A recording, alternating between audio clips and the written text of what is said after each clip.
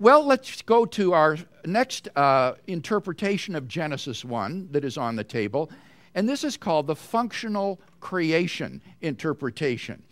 In his recent book, John Walton lays out this interpretation. The title of his book is The Lost World of Genesis 1. And Walton claims that creation in the ancient Near East has been universally misunderstood. We today understand creation, he says, to be about how material things came into existence, when in fact, in the ancient world, creation was really about specifying the functions that material things would carry out. And Walton gives the example of a restaurant. When does a restaurant, he says, begin to exist? It's not just when the building is finished and the kitchen is installed and the chairs and tables set up. It's when the restaurant opens for business and begins to function as a restaurant. That's when the restaurant is really created. It's not enough just for the material building to be built for that to be a restaurant. It needs to be functioning in a certain way. And when it begins to function in that way, that's the date at which you would say this restaurant began to exist. Now, in case that example doesn't quite resonate with you, let me provide a different example of my own that I think would illustrate this difference. Imagine some South Sea islanders getting together and deciding that they're going to allow a certain kind of seashell to function as currency in their island society. These seashells will have a certain worth that can be used in exchange for merchandise and in doing commerce. And so these seashells then become money. Now, the seashells already exist. Those material objects already exist. But they are not money until the islanders begin to invest them with that function. At that point, money is created. When the seashells begin to function as currency, that's when money is created in that society, even though the seashells have already been there. That would illustrate the difference between what Walton calls material creation and functional creation. And his claim is that in the ancient Near East, creation was understood purely in terms of functional creation. So he says Genesis 1 is not, in fact, about God's bringing the earth and the dry land and the vegetation and the animals and even man into existence. Rather, it is about God's declaring their functions in the created order relative to humanity. So, Walton believes that the 7 days of Genesis 1 are literal, consecutive, 24-hour days during which the universe is inaugurated as God's cosmic temple in which he will dwell. And the seventh day is the climax of this inauguration, when God comes to reside in his temple, whose functions have been fully specified over the previous 7 days, and its functionaries installed. So, Walton claims that his interpretation of the text is a literal interpretation. It is not figurative or literary, as Henri Blocher's was, that we looked at last week in the literary framework interpretation. It's a literal account. It's just that creation, Walton claims, doesn't mean what everybody today has taken it to mean. Genesis 1 is to be literally interpreted, but it is wholly about functional creation, not the creation of material things.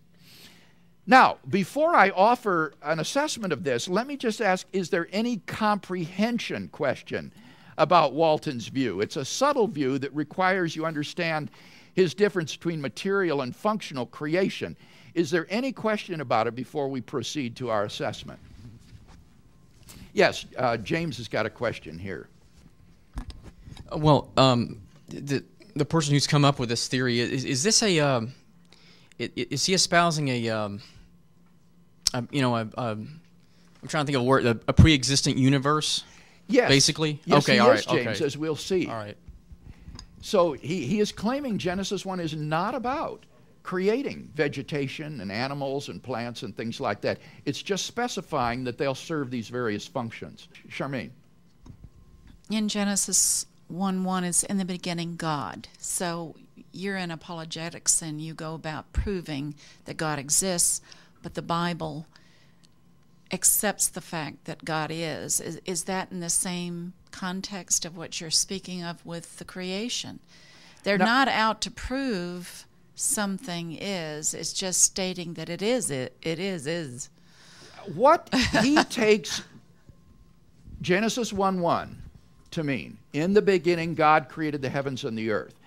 He takes that as kind of a summary of the whole chapter to follow. And here I'd refer you back to your notes on Creatio ex nihilo, where we talked at length about the relationship between verses 1 and 2. And Walton does not take verse 1 to be a statement of God's creating the universe in the beginning. He says this is just a summary, as it were, a sort of title of the chapter. Sort of, in the beginning, God created the heavens and the earth. It's just a title for then what follows. So he believes creation actually begins in verse 2.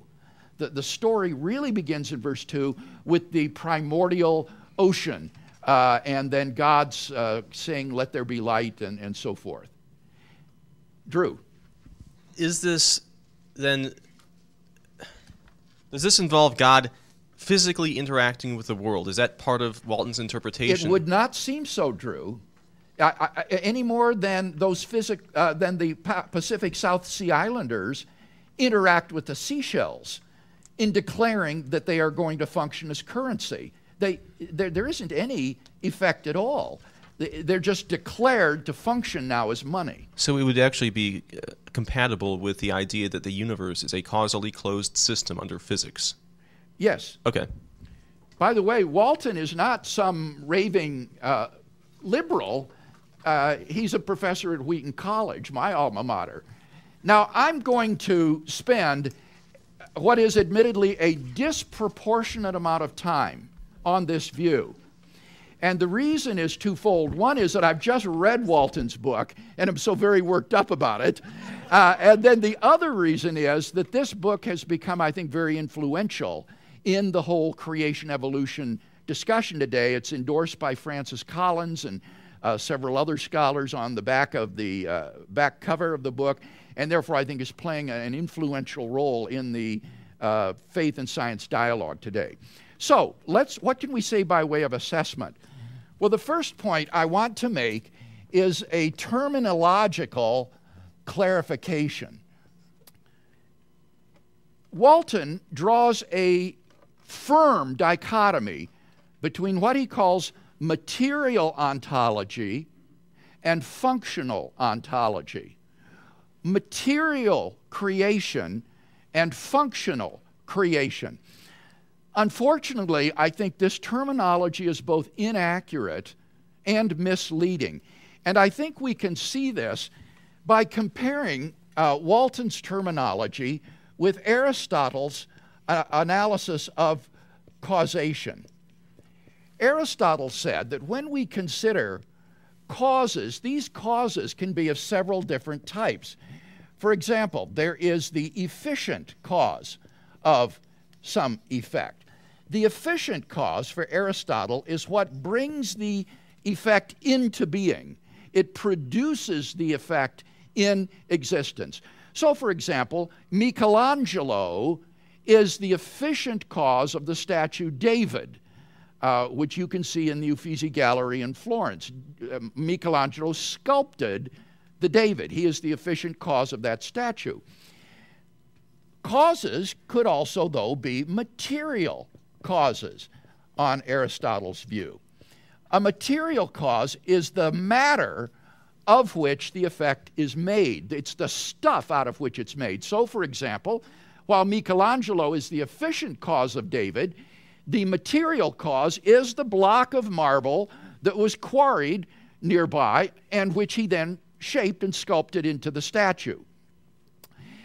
Thirdly, there is what Aristotle called a formal cause. And this would be the pattern or the information content of the effect. The statue David has a certain pattern or structure or information content that determines its shape.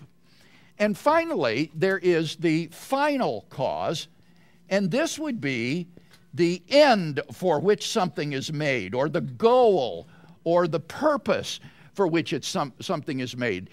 Michelangelo presumably had some sort of aesthetic purpose in mind for making the David, and that would be the final cause. Now, let's talk about Walton's functional creation. Where would functional creation fit into Aristotle's scheme? If Aristotle were talking with Walton, what would he take functional creation to involve? Well, I think it's very evident that it would be final causality. Functional creation specifies the end, the purpose, or the telos for which something is created. So Walton will say that functional creation is teleological in nature. He explicitly identifies functional creation with specifying the teleology, the end for which something exists or is made, the purpose it serves. That would be final causation. So that would be functional creation, final causality. So where in Aristotle's scheme would material creation be? What would correspond to material creation? Well, it wouldn't be material cause, would it? The material cause is the stuff out of which something is made. And when God creates material objects, he's not the stuff out of which they're made, right? He's not their material cause. God is the efficient cause of material objects. So when Walton talks about material creation, what he really means is God's efficient causation, bringing these material objects into existence, bringing them into being. That's what an efficient cause does. It brings its effect into existence. So, why then does Walton call efficient causality material creation? That seems to be confusing. Why call it material creation? Well, I think the reason is because he has an inaccurate understanding of what it is for a material object to exist. He says, what does it mean for something, say a chair, to exist? What does it mean for a chair to exist? He answers, in our culture, a chair exists because it is material. Now, that's obviously wrong. If you were to grind up a chair into bits, the same material would still exist, but it would no longer be a chair. For a chair to exist, the material has to be arranged in a certain way as a unified object that has certain specific properties. Now, this is very important because the efficient cause of a chair doesn't have to be the cause of the material out of which the chair is made. When a carpenter makes a chair, for example, he is the efficient cause of the chair, but the lumber, the wood, is the material cause of the chair. And the question we're interested in with regard to Genesis 1 is whether Genesis 1 is describing God as the efficient cause of the effects that he produces, Or is it describing him merely as specifying the final causes for objects which are already there? And I think that Walton's terminology is not only inaccurate, but it is also misleading. Walton, in his book, notes that in some cases, the objects which God is said to create in the Old Testament, for example, darkness, or disaster, or north and south, these are all things said to be created by God. These are not material objects, Walton points out. And therefore, he says, these passages cannot be talking about material creation or efficient causation. But I think he's obviously been misled by his flawed terminology. When God, for example, creates disaster, he is clearly the efficient cause of the disaster, even though disaster is not a material object and therefore has no material cause. Walton is confused by his own terminology to think that because disaster doesn't have a material cause, therefore it can't be an example of material creation. You see how his terminology has misled him. It is an example of efficient causation, even though things like disaster, darkness, and north and south aren't material objects. They're still instances of efficient causation. And finally, and here's my last point, I think Aristotle's analysis can serve to warn us against erecting false dichotomies. It doesn't have to be either or. It can be both and. All four kinds of causation can be involved in a specific instance of creation. And just because a text speaks of God as specifying the final cause for which something exists, specifying its function, doesn't exclude that he is the efficient cause as well. We shouldn't think of this as either or. It could be both and. So what that means is that if Walton is going to show us that Genesis 1 is concerned exclusively with functional creation, he has got to prove that material creation or efficient causation is excluded. It's not enough for him to show that functional creation is involved. He's got to show that efficient causation or so-called material creation is excluded, that it doesn't even come into the picture at all. So this terminological clarification, I think, is really critical. And as we look next time at Walton's theory of creation, we're going to need to be asking, does Genesis 1 think of God as the efficient cause of the objects that he creates? What Walton calls material causation, misleadingly, or is Genesis 1 simply about God specifying the final causes or functions that things serve? That will be the subject that we'll take up next time.